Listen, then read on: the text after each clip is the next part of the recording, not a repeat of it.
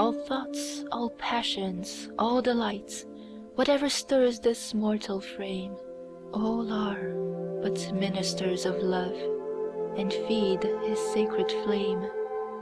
Oft in my waking dreams do I live o'er again that happy hour, when midway on the mount I lay, beside the ruined tower.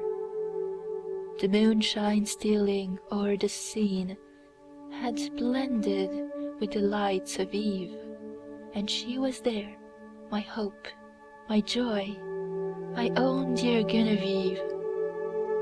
She leaned against the armed man, the statue of the armed knight. She stood and listened to my lay, amid the lingering light. Few sorrows had she of her own, my hope, my joy, my Genevieve. She loves me best whene'er I sing the songs that make her grieve. I played a soft and doleful air, I sang an old and moving story, an old rude song that suited well that ruin wild and hoary. She listened with a flitting blush, with downcast eyes and modest grace, for well she knew I could not choose but gaze upon her face.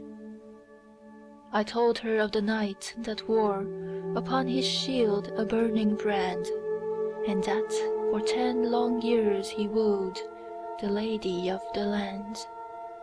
I told her how he pinned, and the deep, the low, the pleading tone with which I sang another's love interpreted my own.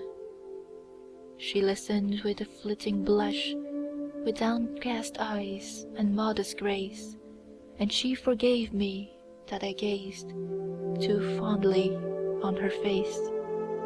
But when I told the cruel scorn that crazed that bold and lovely knight, and that he crossed the mountain woods, nor rested day nor night, that sometimes from the savage den, and sometimes from the darksome shade, and sometimes starting up at once in green and sunny glade, there came and looked him in the face an angel beautiful and bright, and that he knew it was a fiend, this miserable knight, and that, unknowing what he did, he leaped amid a murderous band, and saved from outrage worse than death the lady of the land.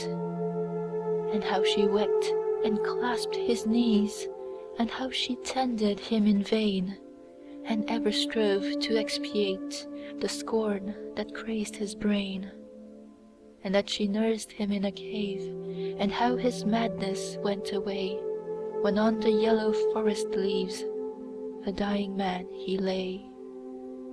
His dying words, but when I reached that tenderest strain of all the ditty, my faltering voice and pausing harp disturbed her soul with pity.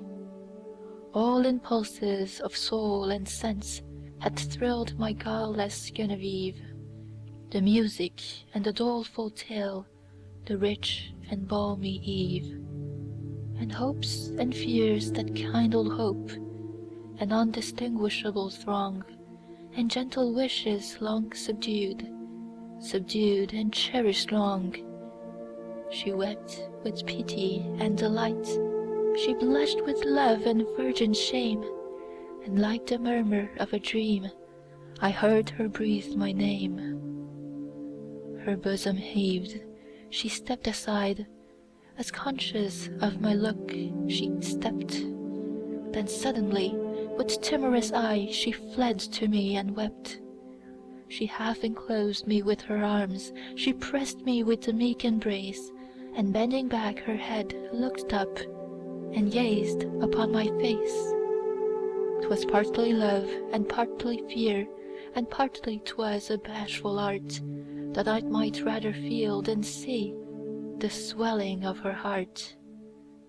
I calmed her fears, and she was calm, and told her love with virgin pride, and so I won my Genevieve, my bright and beauteous bride.